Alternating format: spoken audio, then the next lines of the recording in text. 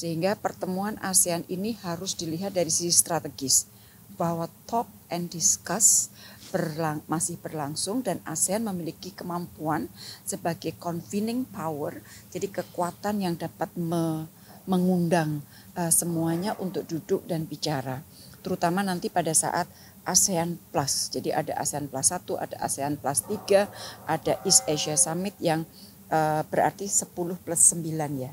Ya, plus 8, 18. Jadi convening power dan Timor Leste ya, jadi 19. Jadi ketemu, berdiskusi, regardless ada perbedaan, tapi selama kita masih bisa berbicara, itu masih lebih baik daripada sudah tidak berbicara. Karena kalau sudah tidak berbicara, yang menjadi pilihan adalah penggunaan kekerasan. Itu aspek dari strategis kenapa ASEAN, pertemuan-pertemuan ASEAN ini menjadi semakin penting sebagai convening power.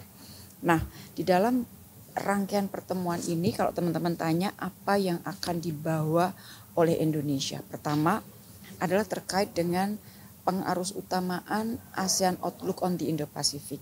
Ini kan baby kita yang menginisiasi, sudah lahir, pertanyaannya selalu pada saat sudah ada satu konsep ini akan diapakan. Kalau kita pendekatannya selalu walk the talk. Jadi pada saat ada satu konsep harus ada turunannya supaya manfaatnya dirasakan oleh masyarakat. Nah, di dalam pertemuan ini ada beberapa turunan dari ASEAN Outlook on the Indo-Pacific. Yang pertama, untuk kedua kalinya diselenggarakan forum bisnisnya ASEAN Indo-Pacific Forum. Jadi IPIF pertama dilakukan pada saat kita menjadi ketua, untuk kedua kalinya akan dilakukan di sini co-host dengan Laos. Karena kan tuan rumahnya Laos. Jadi harus co-host dengan Laos. Itu yang pertama. Yang kedua akan diluncurkan ASEAN Indo-Pacific Business Network. Jadi kalau ASEAN Outlook on the Indo-Pacific itu kelihatan sebagai satu konsep politik, maka Business Network itu akan menjadi sebuah jejaring bisnis ASEAN Indo-Pacific.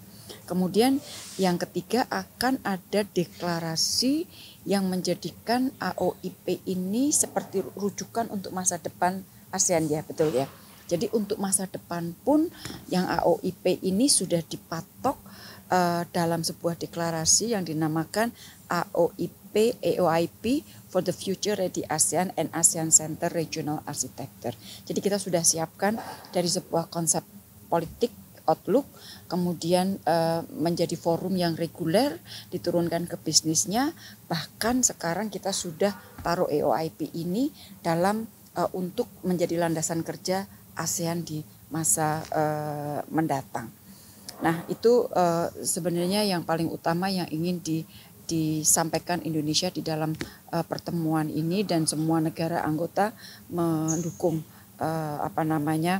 inisiatif-inisiatif Indonesia ini. Nah di dalam diskusi sejauh ini yang banyak muncul antara lain adalah kekhawatiran transnational organized crime, online scamming, judol, itu menjadi concern hampir semua negara.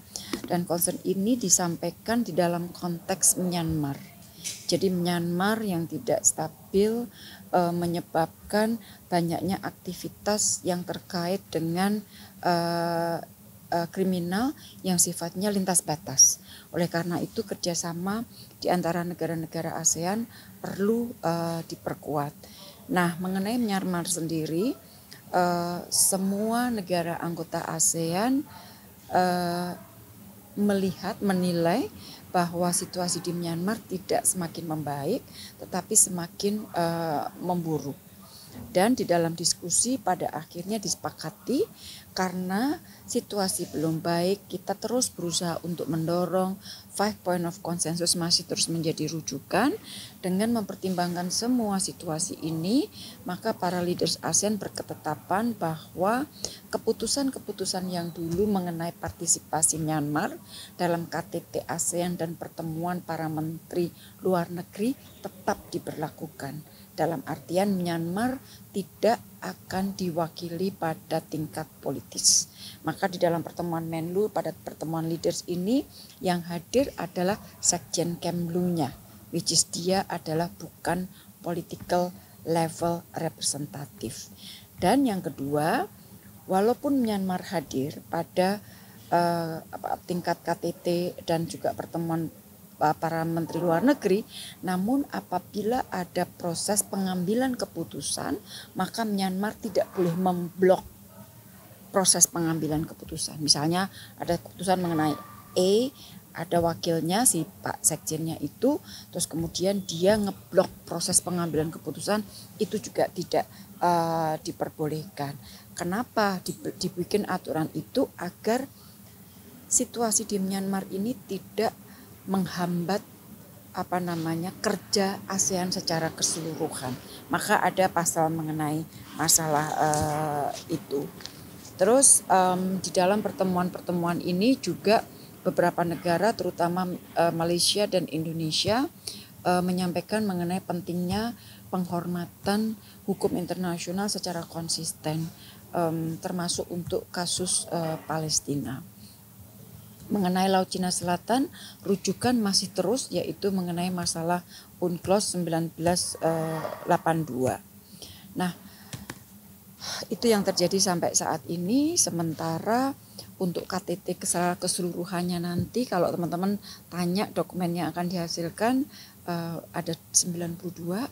Sampai saat ini masih dinegosiasikan. Yang untuk EAS joint statement itu selalu menjadi yang paling kompleks, paling challenging. Sekarang Pak Watap masih terus negosiasi. Terus nanti hasilnya antara lain dari KTT ini Korea Selatan misalnya akan naik kemitraannya menjadi comprehensive strategic partnership. Terus kemudian Luxembourg akan mengaksesi Treaty of Amity and Cooperation, dan dia akan menjadi negara ke-55 yang mengaksesi itu.